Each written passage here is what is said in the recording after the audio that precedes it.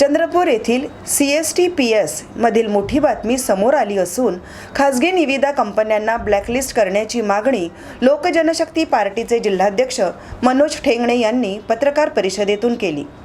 CSTPS Chandrapur super thermal power station येथे खासगी निविदा अंतर्गत काम करणाऱ्या काही कंपन्यांविरोधात गंभीर आरोप करत लोकजनशक्ती पार्टी रामविलासचे जिल्हाध्यक्ष मनोज वसंत ठेंगणे माजी सैनिक यांनी तीव्र भूमिका घेतली आहे।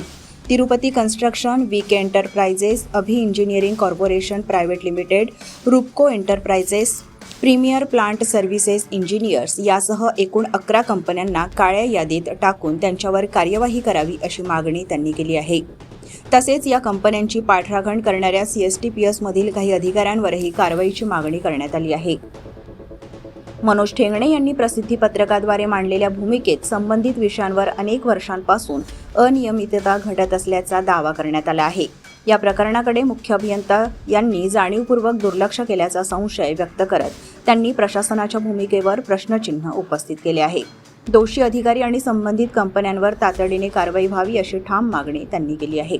दरम्यान मागण्या मान्य न झाल्यास CSTPS प्रशासनाविरोधात तीव्र आंदोलन उभे करण्याचा इशारा मनोज ठेंगणे यांनी दिला आहे। आंदोलनाच्या पार्श्वभूमीवर त्यांनी प्रशासनाने या प्रकरणाची गांभीर्याने दखल घ्यावी असे आवाहन केले आहे। या आरोपांवर CSTPS प्रशासनाची अधिकृत प्रतिक्रिया अद्याप प्राप्त झालेली नाही। मी मागे काही CSTPS येथे 12 कंपनी खाजगी कंपन्या 12 कंपनी विरोधात मी माहिती मागितली होती। त्यामध्ये CSTPS त्या अधिकाऱ्याकडून कुठलीच आम्हाला माहिती त्यांनी दिलेली नाही, पुरवून दिलेली नाही आणि कुठेतरी ह्या 12 खाजगी कंपनीला त्यांची हे पाठराखण करत होते कंपनीचे अधिकारी।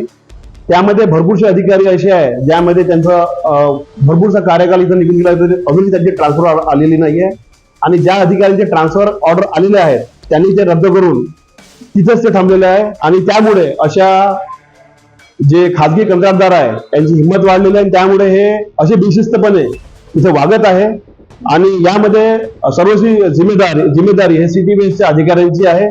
त्यामुळे इथं भ्रष्टाचार खूप जास्त प्रमाणात वाढलेला आहे।